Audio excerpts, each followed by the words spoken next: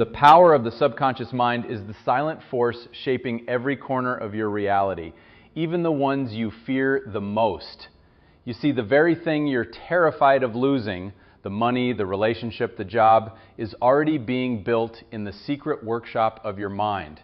Not by fate, not by luck, but by the images you repeat every single day. If you stay until the end of this video, you will understand how to reprogram the invisible machine within you, how to turn fear into fuel, and how to command your subconscious to create the life you once thought impossible. Because what Joseph Murphy revealed, and what I'm about to show you, can transform not only what you think, but who you become. Every human being carries two minds. One you know, the conscious, restless, calculating mind, the captain who stands at the wheel of your life. And then, hidden below deck, there is another, vast, mechanical, and infinitely obedient, your subconscious. It doesn't argue, it doesn't question, it only obeys.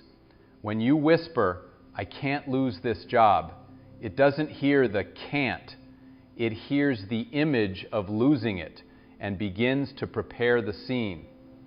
When you think, "I don't want to be alone," it doesn't recognize resistance. It builds solitude brick by brick, because that's the picture you painted in its sightless eyes. This is why fear is the most dangerous prayer you can ever make. It is an unconscious request to the infinite, and the infinite always delivers. Murphy said, "Your subconscious mind accepts the dominant idea, whether it is true or false." Read that again in your heart. The dominant idea, not the hopeful one you repeat for 5 minutes each morning, but the one that lingers in the back of your mind all day. That is the seed your subconscious waters. So look closely at your thoughts. They are not harmless. They are blueprints. Each word you whisper to yourself is an order given to the ship's crew, and the crew never sleeps. If you say, "I'm afraid I'll run out of money," your subconscious begins to orchestrate the people, events, and coincidences to make that fear real. Not because it wishes to harm you, but because it cannot tell the difference between fear and faith. It simply executes the command. This is why the poor remain poor even when they study wealth, why the lonely remain alone even when they pray for love, because their dominant idea is still fear, not faith. And here lies the secret Joseph Murphy spent his life revealing. The subconscious does not create through effort, but through belief. Whatever you accept as truth becomes your world. Let's pause here for a moment. Imagine your mind as a vast garden. Every thought is a seed, every emotion a drop of water. The soil, your subconscious, doesn't choose between roses or thorns. It grows both with equal devotion. If each morning you plant one seed of faith but spend the rest of your day watering fear, which plant do you think will bloom first? You see, the law of mind is impartial. It doesn't punish or reward, it simply mirrors. What you hold within, it reflects without.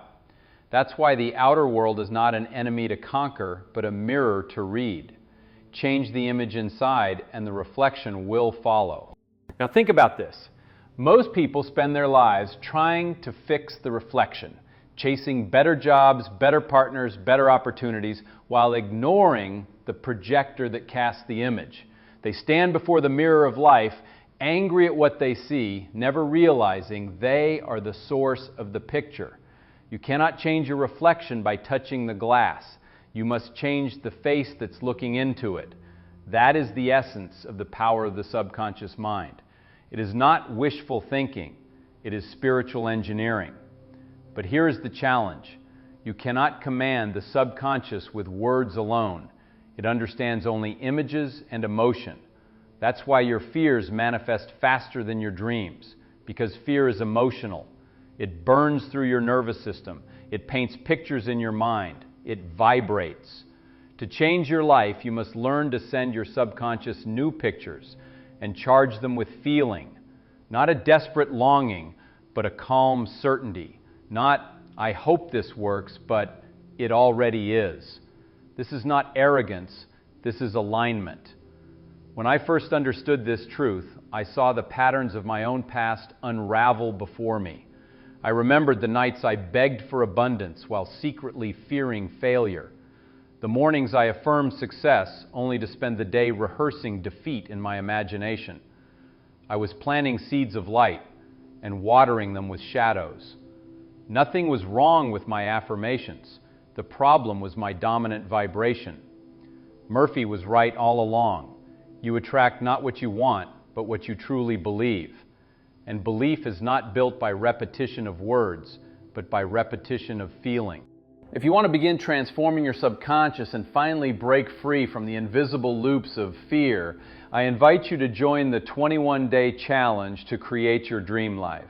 It's linked in the description and the pinned comment below. For 21 days, you'll reprogram your inner patterns, seed new images, and align your subconscious with abundance, peace, and purpose. Now, come back to me, because what comes next is the key that unlocks everything. The subconscious mind, Joseph Murphy said, is not limited by time or space.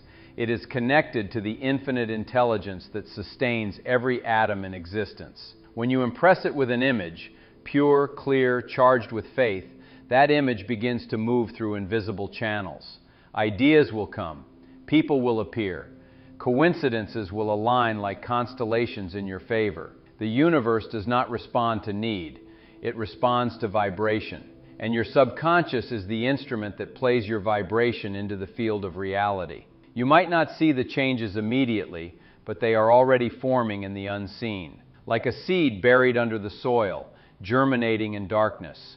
You don't dig it up every morning to check if it's growing. You water it, you trust it, and you let the law work in silence. This is the sacred patience of creation, the stillness before the miracle.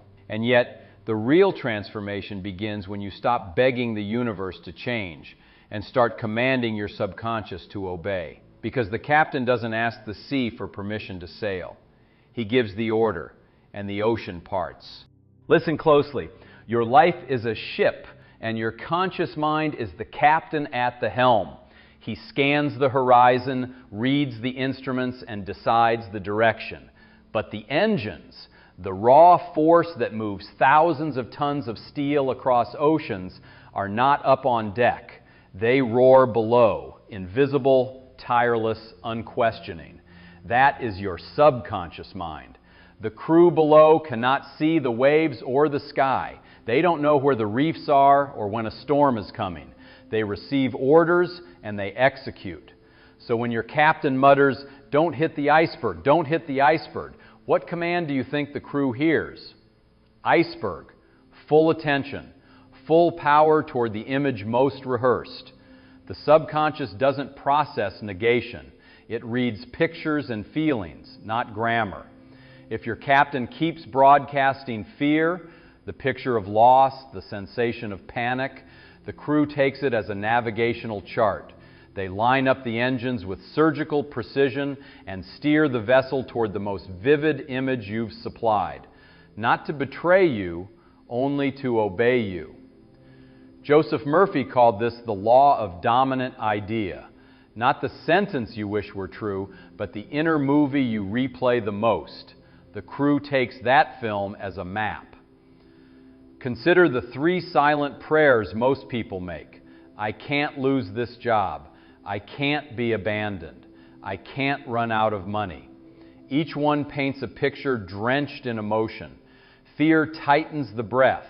The body becomes the amplifier of the image. The subconscious, like a faithful engine, aligns action with expectation. You unconsciously avoid risks that could elevate you. You speak from scarcity in meetings. You interpret neutral events as threats. And suddenly your world seems to cooperate with your fear. This is why repetition matters. The subconscious is like rich, dark soil, astonishingly fertile, fiercely neutral. Plant roses of gratitude, it grows roses. Plant thorns of doubt, it grows thorns. It does not discriminate, it duplicates. Here's the paradox. Most people do their mindset for 5 minutes in the morning, a quick affirmation, a hurried visualization, then spend the next 10 hours dramatizing catastrophe in their imagination. They plant a single seed of faith and water it with storms all day. And by evening, they call the soil unfair. If you've ever wondered why your affirmations don't work, look not at the words, but at the feeling tone you carry through the day. Murphy said it plainly. Your subconscious accepts what you truly feel to be true. You can whisper, "I'm wealthy," 100 times, and still vibrate with the fear of bills the moment you open your inbox. The crew listens to the vibration, not the vocabulary. So let us make this practical, right now. Close your eyes for a breath. Call up the image you've been rehearsing without noticing. Is it the scene of a conversation going wrong, the bank account failing, the relationship slipping through your fingers? See how effortlessly that movie appears. That is dominance. That is the film the crew is using to steer your ship. Now, erase it. Not by force, but by replacement. Softly, like a painter changing a palette. Replace the scene with the result already achieved. The phone call that ends in relief and gratitude. The account balance that carries ease and overflow.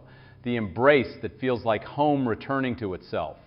Hold the picture, not with desperate clutching, but with quiet certainty. Let emotion flood the image, warmth in the chest, gratitude in the belly, breath that expands. That is a new order. You may ask, but what about reality? Reality is the echo, not the voice. It is the photograph, not the living person. What you see around you is the aftermath of the ideas you previously allowed to dominate.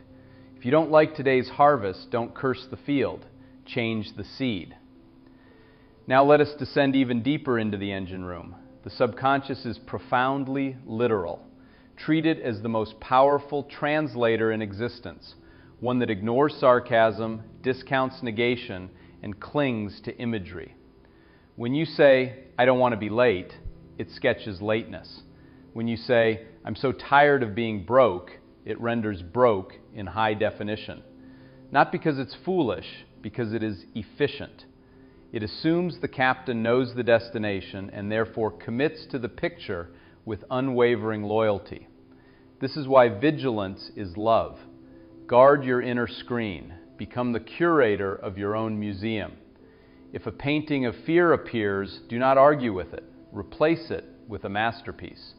Arguing keeps it on the wall. Replacing removes it from the room.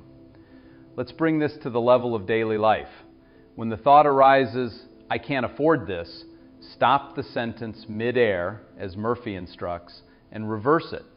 This is mine in divine order. I accept it mentally, and my wisdom finds the way. Notice the architecture of that statement. Ownership, this is mine. Alignment, divine order. Acceptance, mentally. And delegation, wisdom finds the way. You have just issued a clear, calm command to the crew.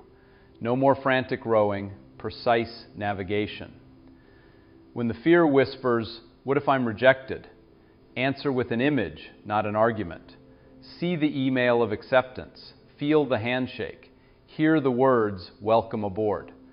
Switch from defending yourself against a negative to living inside a positive. This is not delusion, it is instruction. Your body will tell you when the order has landed. The jaw unclenches, the breath deepens, a quiet confidence replaces the thin anxiety of trying. This shift, somatic, unmistakable, is the subconscious saying, "Aye, Captain." And what of effort? Here is a secret Murphy implies and life confirms. Effort is for the deck. Creation is for the engine room. On deck, you take steps, you send emails, you make calls. But below deck, the engines turn by ascent, not by strain. When you try to force inspiration, the mind goes white. When you release and trust, ideas arrive whole, as if they had been waiting. This is the law of relaxed control. The softer your grip on the oar, the straighter your course. Consider 2 bars of iron. One is magnetized. It can lift 12 times its weight. The other is demagnetized. It cannot lift a feather. They are the same metal, only the particles are aligned in one, scattered in the other. You are not weak, you are unaligned. Align thought, image, and feeling, and the same life can carry a wildly different destiny. So how do you become magnetized? By living as if the prayer were already answered. By walking as if the road were already laid. By letting your nights imprint your days. Tonight, 15 minutes before sleep, turn off the blue light and turn on the inner cinema. Lie still. Relax the forehead, the jaw, the shoulders, the belly, until your body feels like warm sand. Now build one scene, only one, so vivid it could stain the soul with light. You at the moment after the miracle, not chasing it, living in it. First person, physical sensation, a feeling that overflows. Make it short enough to repeat and sweet enough to love. Then let it loop until you drift across the threshold of sleep, where the gate of the subconscious stands open and undefended. This is where dominion is won. And when you wake, do not run to your doubts like old friends. Carry the residue of the night into your morning actions. Answer emails as the person you saw in your vision. Spend money as a steward of abundance, not a fugitive from lack. Speak to your loved ones from the future you claimed in the dark. This is how a picture becomes a path. Soon coincidences begin to congregate. A conversation leads to a door. A delay protects you from a mistake. An idea arrives at 4:17 a.m. with the precision of a star chart. You will be tempted to dismiss it all as luck. Don't. It is law, quiet, exact, relentless in your service. And yet there is a sabotage few recognize, a silent thief that unravels magnetism at the root. You felt it while scrolling, while watching, while judging. It wears the mask of opinion, but works like a curse. It is the reason some gains slip through your fingers, the reason certain doors never open, the reason blessings hesitate at your threshold. It is envy, disguised as insight. If you condemn what you desire, your subconscious will protect you from your own dream. In the next breath, I'll show you the sentence that cancels scarcity at its source, and the one mistake that keeps abundance a stranger at your door. Envy, Joseph Murphy would say, is the mind's most elegant form of self-sabotage, because it feels so small, just a passing thought, a harmless opinion, yet it sends a command to the subconscious stronger than any spoken word. When you see another person succeed and think, they don't deserve it, what you are truly declaring to your subconscious is, success is wrong. Keep it away from me. Your mind obeys this hidden loyalty to your judgments. You cannot hate wealth and still invite it in. You cannot condemn love in others and still expect it to find you. The subconscious must remain consistent with your deepest convictions. It will not allow you to become what you secretly despise. Murphy wrote, "You lose what you criticize." If you condemn the rich, your subconscious ensures you never join them, because it assumes you wish to remain morally safe. If you criticize beauty, it subtly turns your gaze away from your own. If you mock success, it makes sure you never risk achieving it, because to do so would mean betraying your own belief system.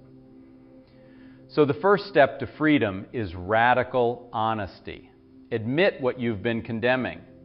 Notice the reflex of envy when it arises, not to feel guilty, but to reclaim your power, because every judgment is a misplaced blessing. It is a prayer written in reverse ink. When you bless what you desire, you magnetize it. When you curse it, you repel it. This is not superstition. It is the electromagnetic nature of thought. Now, there is another silent program buried deep within us, the cult of effort.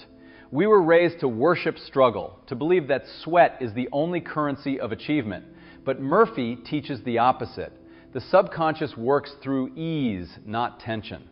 Think about your most brilliant ideas, the ones that seem to arrive from nowhere, in the shower, on a walk, during a quiet drive.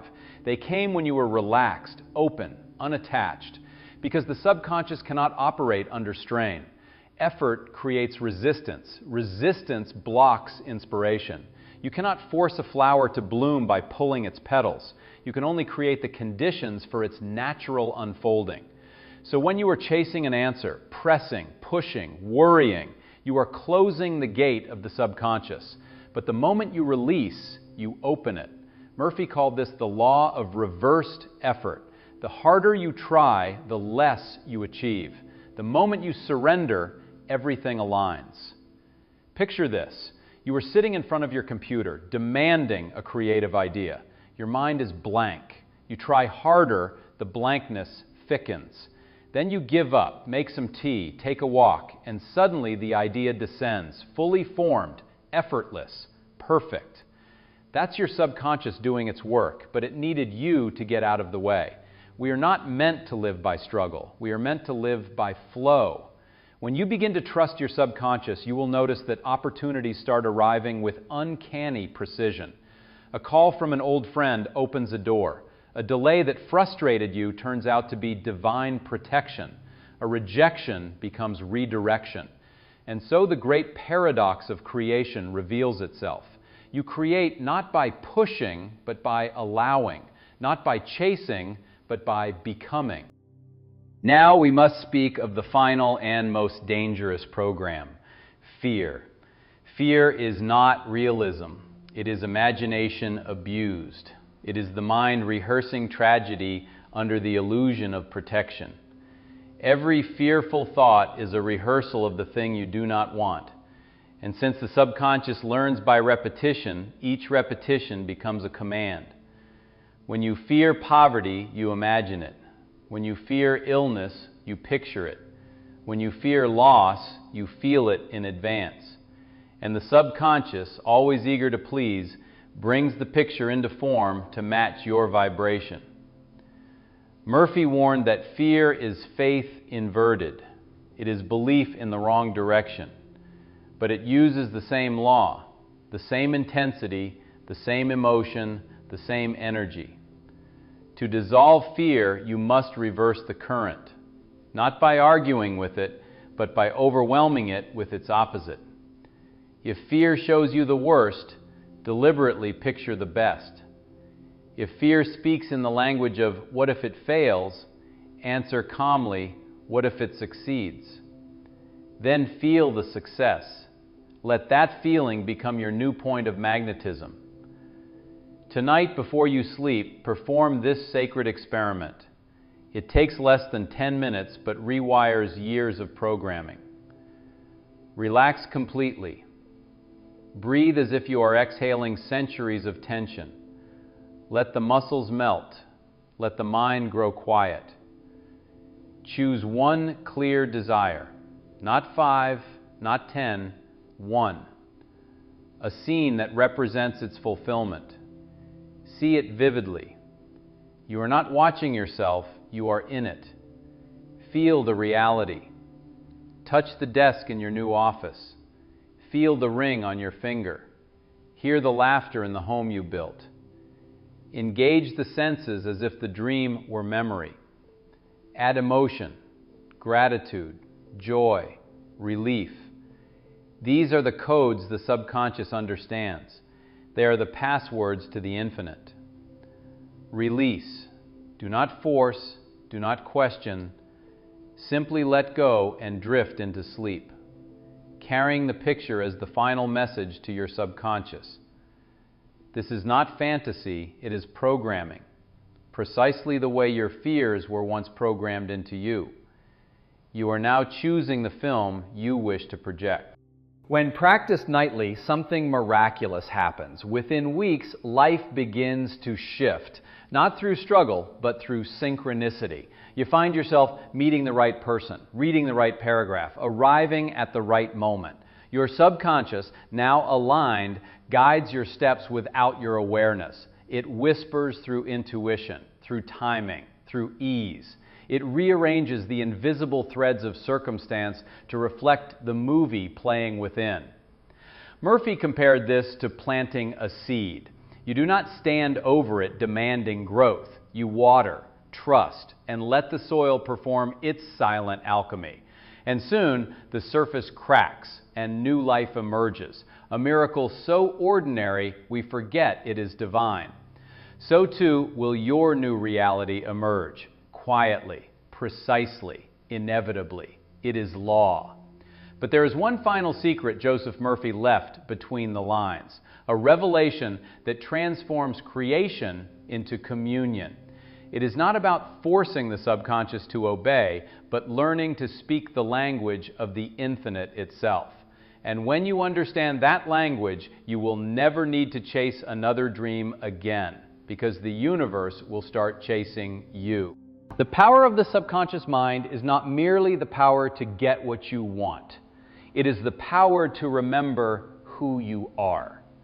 Because the truth Joseph Murphy was trying to show us was never about manifesting cars, houses, or fame.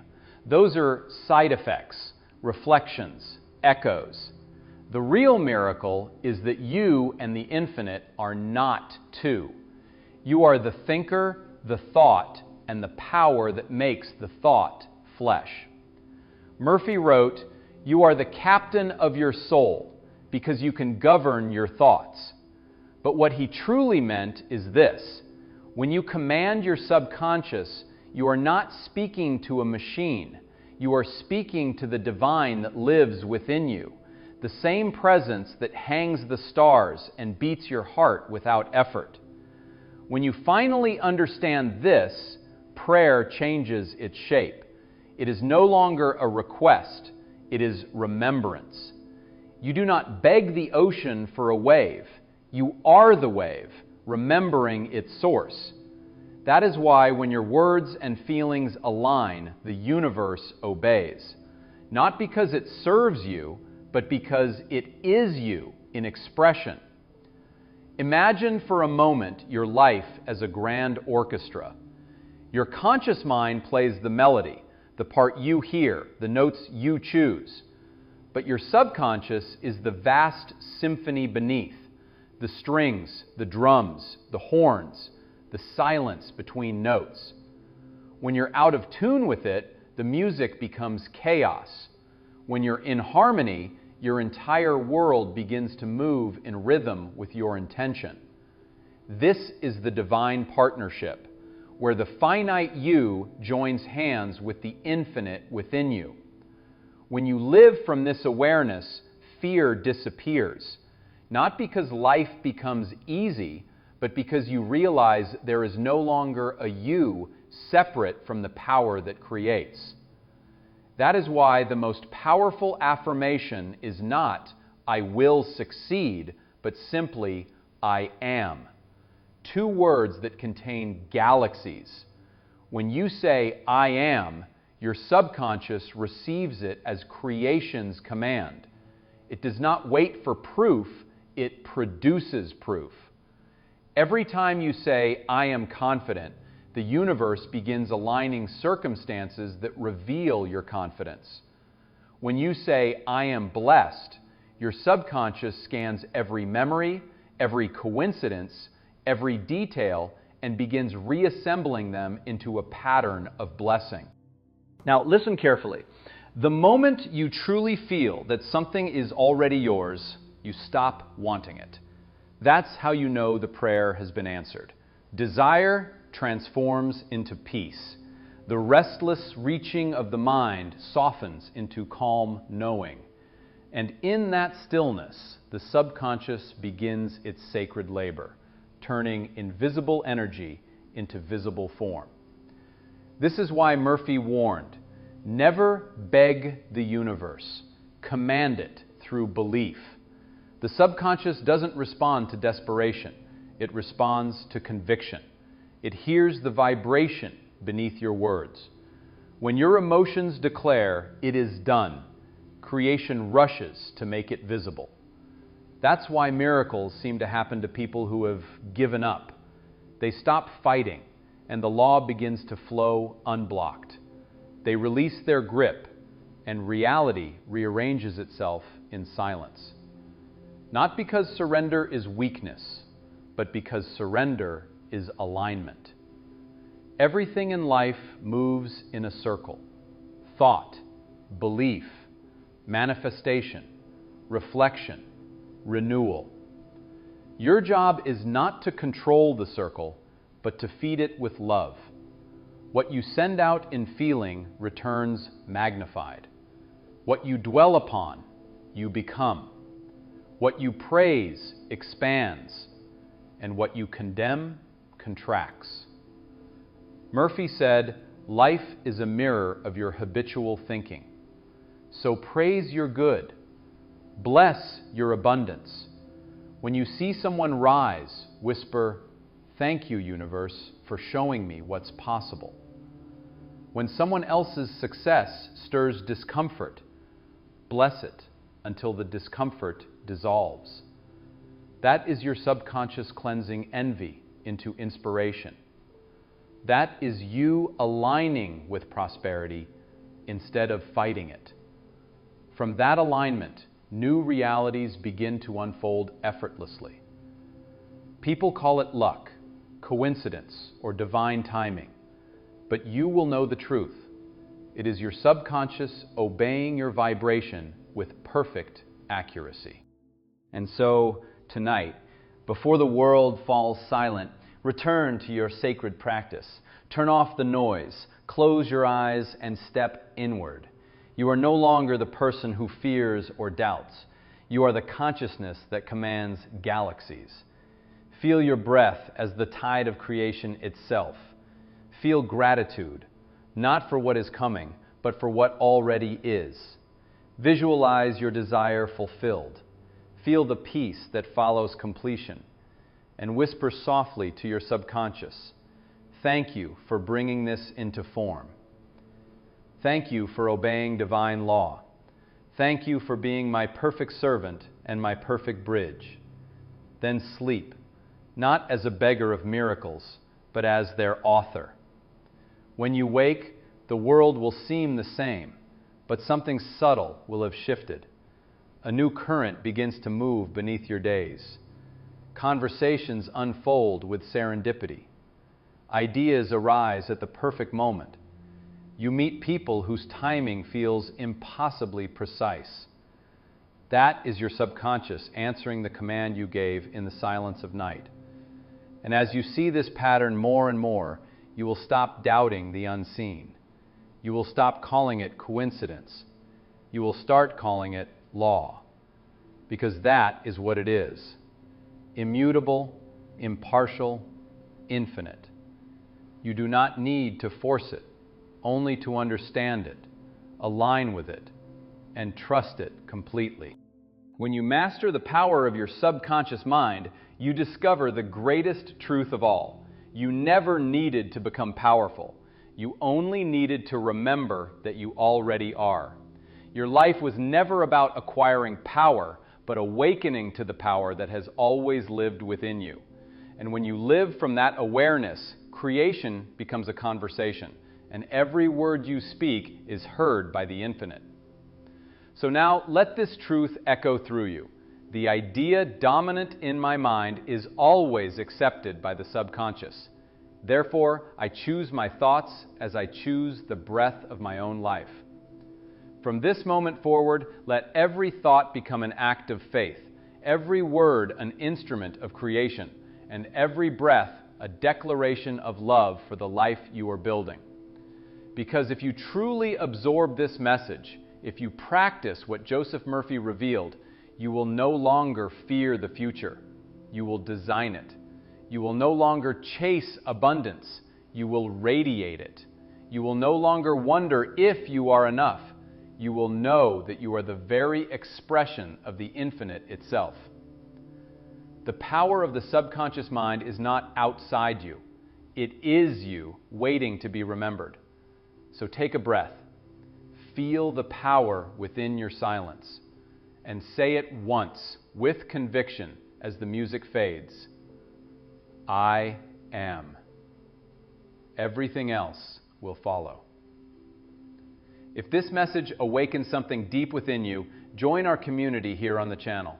Become a member for early access to future cinematic teachings, guided practices, and exclusive challenges that will help you master your subconscious and design your dream life. Because this is only the beginning, your beginning, and the universe is already listening.